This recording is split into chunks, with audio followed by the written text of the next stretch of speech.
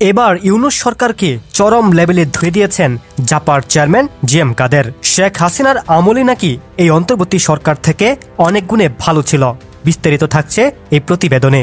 অন্তর্বর্তী সরকার দেশকে গৃহযুদ্ধের দিকে নিয়ে যাচ্ছে মন্তব্য করেছেন জিএম কাদের। অন্তর্বর্তী সরকার দেশকে গৃহযুদ্ধের দিকে নিয়ে যাচ্ছে বলে মন্তব্য করেছেন জাতীয় পার্টির চেয়ারম্যান জিএম কাদের। বৃহস্পতিবার 23 অক্টোবর বিকেলে জাতীয় পার্টির কাকরাইল কেন্দ্রীয় কার্যালয়ের সামনে এক আলোচনা সভায় তিনি এই মন্তব্য করেছেন। জিএম কাদের বলেছেন, আমরা শান্তি স্থাপনের জন্য একজন নোবেল প্রাইজ পাওয়া ব্যক্তিকে এনেছিলাম।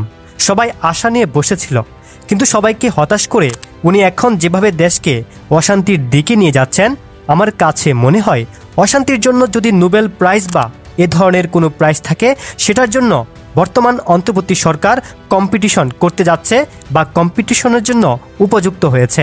জাপার চেয়ারম্যান আরও বলেছেন, বর্তমান সরকার জাতীয় ঐকমত্য কমিশনের নামে অনৈক্য কমিশন তৈরি করেছে। এই কমিশন দেশের অর্ধেক লোককে বাদ দিয়ে ঐক্য গড়ার চেষ্টা করছেন। আমি মনে করি এটা একটা বড় ধরনের ষড়যন্ত্র, দেশের বিরুদ্ধে, দেশকে ধ্বংস করার ষড়যন্ত্র এটা। আমি হুঁশিয়ার করে দিতে চাই, দেশের মানুষ এগুলোকে কখনোই ক্ষমা করবে না। জিএম কাদের আরও বলেছেন, তারা আওয়ামী লীগকে বাদ দিয়েছে, এটার আমি কোনো অর্থ দেখি না। আওয়ামী লীগকে আপনি দল হিসেবে কখনোই বাদ দিতে পারেন না। আপনি যদি আওয়ামী লীগকে বাদই দিতে চান, তাহলে মামলা করে দোষী সাব্যস্ত করতে হবে।